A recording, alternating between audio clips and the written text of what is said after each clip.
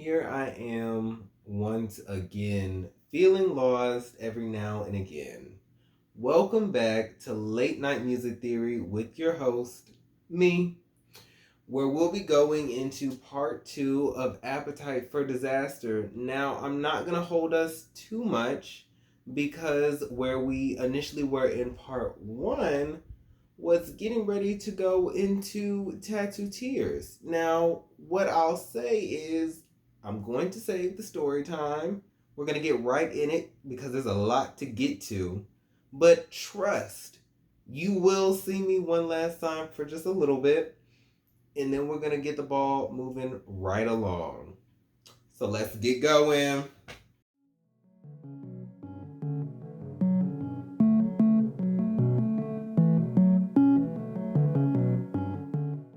Good morning and good evening. I did say I would be back, and here I am. Now, what my job is to do right now is to get you acclimated, get you ready to get into our brief transition live reporting, if you will, of Tattoo Tears. Now, with that being said, let's actually get into it. Take it away. And here I am to give you Tattoo Tears in what I feel as though it adds to the storyline of Appetite for Disaster. So let's get straight into it. Now, when I'm listening to this song, in the experience that it's giving me, it is symbolic of a proximity mine, if you will, or at least proximity sensors, because the imagery of Tattoo Tears is her choosing to put tears on her instead of having to go through the time period of grief where one would be crying about whatever's happened. She's so far removed from the situation that she feels as though crying is simply a waste of time, but it's something that's inevitable when meeting this outcome. So by having that as the thought and sense of the song, and then to turn around and look at the intro first verse, if you will, she's stating, "My tattoo tears burn when you're near. That's why I'm acting distant and you won't see me reminiscing." Oh no. She's moved on. She's gone from these things. In fact, by her doing so, she is being reminded, not only are you not worth my time, however, now just as that may be stating the fact that she wants nothing to do with whatever is happening right now, we're moving on, it's also being true in saying that even though I want nothing to do with you, by you being here, by you trying to find your way closer to me, it's bringing up past memories that even though I've moved on from, I don't want to re-experience something like that. It's unnecessary. Outside of it being unnecessary, there are still moments where if we look at what has been presented itself, it's not much to talk about. Especially when we get into the pre-chorus of saying, "In your reign, I won't drown, I can reign on my own. I'ma wear your crown, throw a king off his throne. I had enough, turned off, out of love, lost trust, on the run. What pain I'm feeling, I'd rather."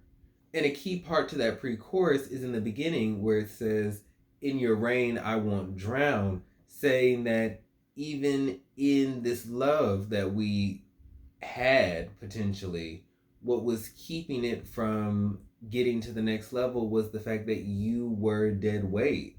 You were bringing us down either with your mood or whatever was going on your end. And you tried to drown me out. Either you didn't know you were doing this, or you knew you were doing this and you couldn't help it, or you were just flat out doing this intentionally.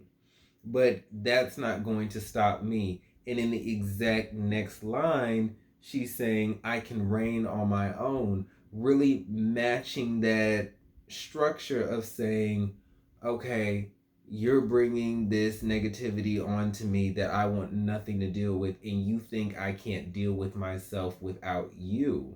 But not only is she displaying perseverance in being able to be on her own, but she's in fact reclaiming the control that was initially put onto her by saying, I can reign on my own.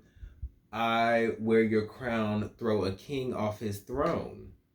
I have dethroned whatever power that you thought you held, that I thought I gave to you. I'm going to put it back in me. And it all goes together to represent the thought of losing a part of you throughout all of this without losing all of you, because of the fact that this one part of your identity is now gone or taken away. It has nothing to do with the rest of you that is still whole and is willing and able to fill in that gap with something much more peaceful, something much more true to you. Now, back to the function of the tattoo tears, that I believe is a way of processing the grief without actually feeling it, but it's still having a lasting effect on you. And with the line saying, I'd rather tattoo tears than cry for you, as a follow up to saying, on the run, what a pain I'm feeling, I'd rather. This goes in to strengthen what I believe is a means of doing a speed run through grief without actually feeling it, without sitting down with it, as well as it being a outward appearance, if you will, outward feature, showing you the distance that you are to this partner, whoever this person is that you're trying to stay away from, so they don't bring up these underlying emotions that have yet to be processed but was sped run through. If you speed run through these emotions, you haven't really sat down, you haven't really felt it, you just wanted to get it out the way. But with this person being right in front of your face, you have no choice but to sit with those feelings, process everything, something that is not even worth our time in the beginning, because we'd rather tattoo these tears than cry for you. Going back into that sentiment where it's, I am no longer giving you the power that you once thought you had on me. But what can also come with me giving away this power is the fact that I am crying over you, where that may be a valid response. It actually is a valid response. You're grieving. But then on the other end, I'm guessing that the perception of you crying about this person is giving away power in your mind at that moment in time, where we get that song. So we want to speed through everything, but we're still admitting the fact that if we were to stop and feel it, it will be grave. It will be intense. Now, where we go with this is into verse 2, where she's saying, we linked up, broke off, inked up. That's important. We're going to talk about that later. Your love on my skin carved your own self in. You think I'll never be without you again. These scars will never cease to exist, but I won't ever fill them in, because they're going to make me better in the end. And you know what song is referencing tattoo tears? Come on now. She's going to be better in the end, and that's what brings us into the song that brought us here. Now, if we go back to the top of the verse, what we may notice is the fact that that structure kind of sounds familiar. However, Tattoo Tears was historically released first. What does it remind us of?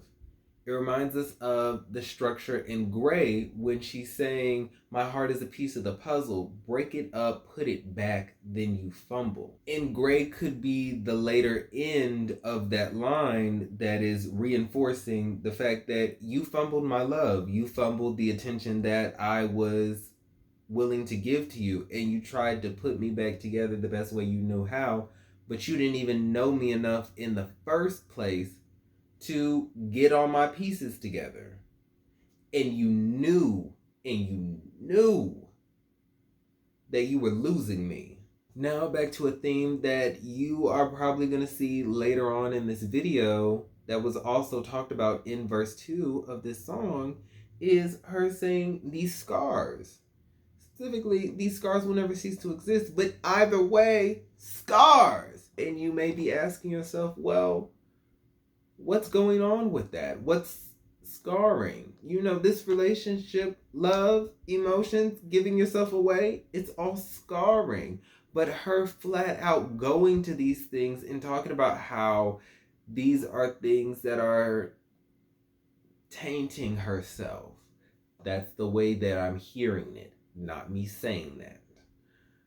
But almost as if that's something being done onto her, making herself less than. We're going to get more into that as we listen to it, and let that be a question that sits, really ruminates in your mind, like, well, what's going on over there? And with that reference of a song, it's really leaning into, even though we're not processing anything, we know that this is intensive, this is sad, this is something that is really bringing us down if we let it get to us. Hence the added measures of making sure that we will never come across this person and come across these memories ever again by simply staying away. Implementing proximity sensors onto ourselves. The tattoo tears burn when you're near, so I can keep myself guarded and not have to feel these emotions. With that, that takes us out of tattoo tears and brings us back into the initial song that we were at in Appetite for Disaster. Thank you so much for this mini segment, and I'll let Khalil take us away. Bye! With tattoo tears symbolizing the internal strife that is moving on while not being 100% perfect in the process, it really gives breathing room, if you will, for this song to be engaged in the latter half of being the baddie that she is, because of the fact that it is flat out referencing tattoo tears.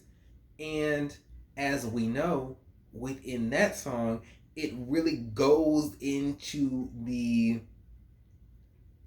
heartbreak, the untogetherness of it all throughout the emotions, us going back and forth between feeling and not feeling, being numb, wanting to be numb, wanting to move away from this, wanting to get on. But we know deep down we're not all the way there. And that's okay to not all the way be there. We may never not all the way be there. When was the last time that you were all the way together in every single capacity of yourself as a person? It may be right now. You may have always been there, but there's always going to come a time where you become undone. And you may realize, you know what? It's okay to be undone. I can't be together all the time. That is too demanding. Sometimes you got to let yourself go a little bit. And learning how to be okay with that is important in the progression of your own life. Another fun point to talk about is the bridge of this song. Now, I'm somebody that loves bridges. It's a fun moment, a fun little key change, a fun little new lyrical content. Let's see the really nitty gritty of this song. And this bridge really gives it to us in that moment, because as the production of the song is going on this steady, alternative, hard-hitting, angry, expressive mood, once we get into that bridge at the 1 minute and 51 second mark, the sound resets. We were here, and now we're on ground level with the song. The song itself has dissipated almost, and you just get the lyrics of "My heart's so cold, my tears don't fall no more, they keep freezing." And we build up. The way I took it, specifically because this song is here to mean this specific thing, I took it as, it feels as though you're climbing your way to the top. You're evolving. But you have to work to get to that evolution. And that's what the sound of this song at this particular moment feels like. And it makes the bridge that much more hard hitting when we get to the peak. Now, there is live instrumentation within this. There are horns. Those horns, like I said, we're starting off at ground level with the sound, and it's a gradual build up, almost a crescendo, if you will. And it all comes together to really take on that idea that I was saying, where you have to fight to get to what you want. And by the 2 minute and 20-second mark, the production has made it. We have now finished at the "You Gonna Learn Today." Everything is back to being grand. We have climbed to the top. We have come into who we always thought and knew that we were. Not only does everything sound grand, it also feels like it's looming, it's towering, if you will, right over you, with the sound of it all casting a shadow. That's what I take from the messaging of this song. Of course, we're evolving. We're evolving to be the bigger, better person. A bigger and better person is going to cast a bigger and stronger shadow. We're now looming over what we once thought was a big deal. It's no longer a big deal. This isn't even worth my time. And then by the 2 minute and 35-second mark, we get into operatic vocals. Almost like a transcendence has occurred within getting to that grand moment within the song. And that's how the song concludes, and it brings us to Impala. The start of this track simply saying, "You play too much." Now, what I noted from that is, with the tracks so far being about desiring, reacting, and moving on from a person that is constantly flip-flopping into different outward perceptions, the facades, but also to Iyla, this line adds to the overall annoyance of trying to be with this person. As we've said before, but it's mentioned more directly from her herself, with constantly repeating, "You play too much." What also goes towards them on playing too much also comes back to her in saying, "I say too much." Now, what I take from her simply saying that line is, one, it takes two to tango, but also me saying too much could also represent the excessive engagement that I gave you throughout whatever relationship, whatever situation that this was. I stayed engaged with you. By saying I say too much, I gave you too much of my time, I gave you too much of my words, and I gave you too much of my body. And like I was saying earlier, we're taking two to tango. While you play too much and me being annoyed with the games that you're trying to run on me, there's also some accountability in that, with me saying, but I also gave too much of myself to a situation that I knew better than. One of my theories is that she was being love bombed within this situation. And I say that because within the first verse, she says, "Your love triggers something deep in me that feels uneasy. You wear your dirt on my sleeve, buried like a grave 6 feet deep. Sometimes your kiss knocks me down, so weak, love me HTT." That could mean head to toe. "But you planted trees, grew roots through my feet, knocked me to my knees like."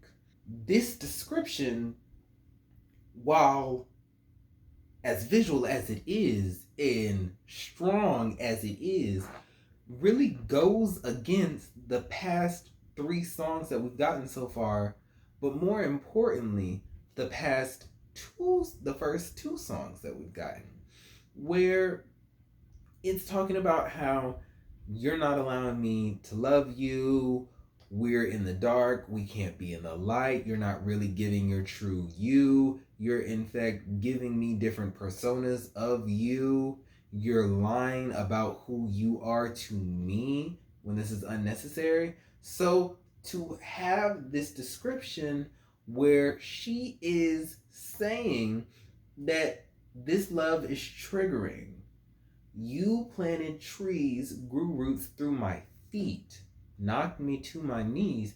I feel as though there's love bombing happening. There is no way where you can have this strong of a feeling to something that is kept in the dark, to something that isn't fully there. There are still parts of this that are missing to make this relationship or situation real. So for this instance to have this strong of an effect on her, I believe there's serious love bombing happening. Imagine this: a love bomb grenade launcher, almost like Nora's weapon. If you know where that's from, thank you. A grenade launcher of love, and it is being shot at her, and she has no choice but to take it. And because of how powerful and intense that is, even though it happened in the short instance of it being launched at her, it has taken her out. It has taken her into feeling this hard for a person that has not been true to themselves or true to her, to let her know that what she has given up to have whatever she's got that's going on within these two, make it worth it. This song comes with a feature. Comes with a feature by a man, but it comes with a feature. Simba in this case.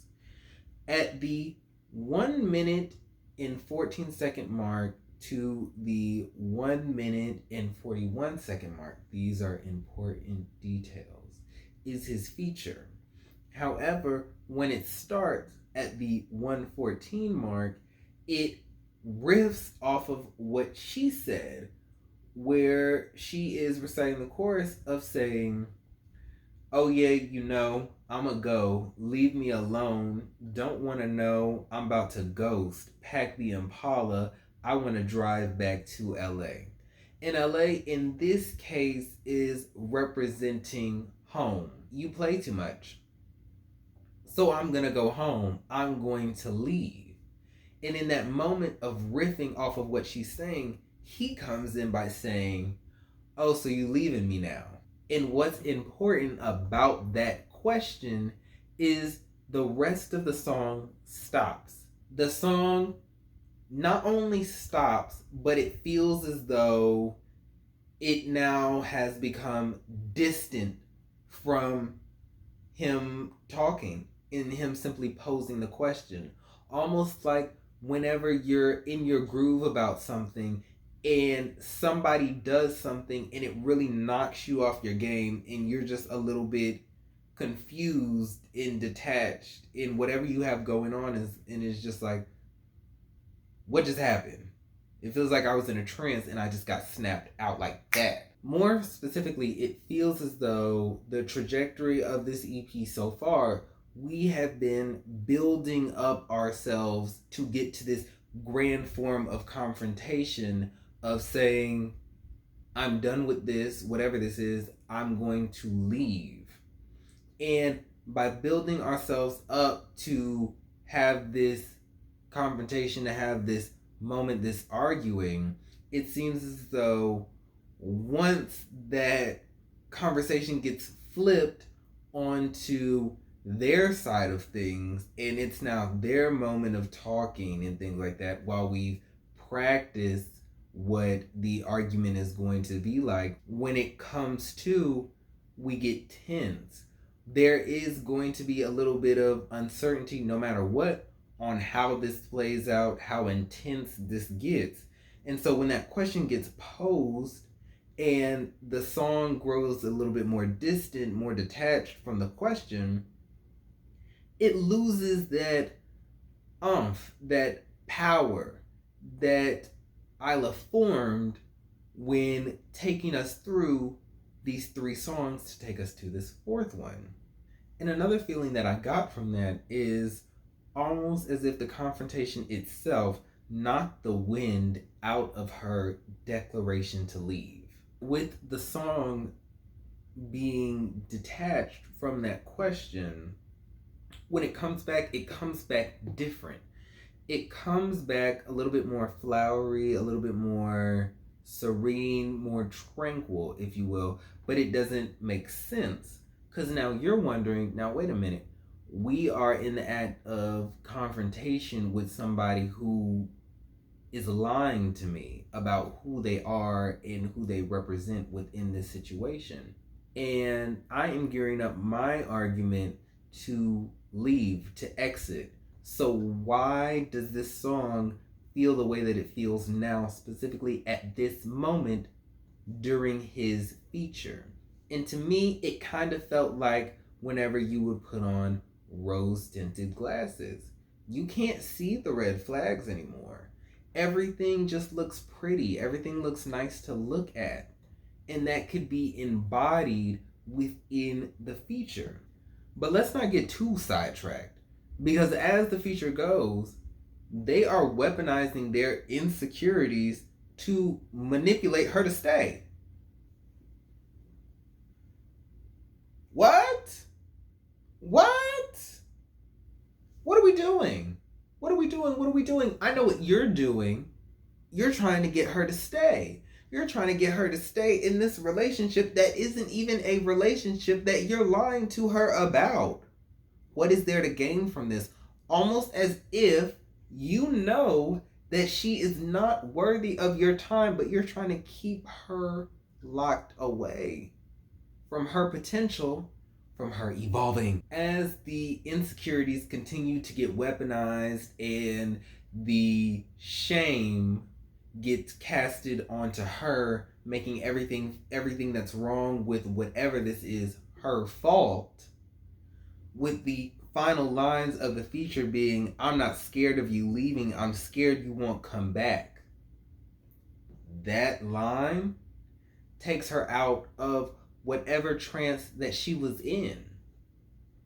Because as that line finishes getting posed, the song that was originally there, the production that was originally there before his feature, comes back.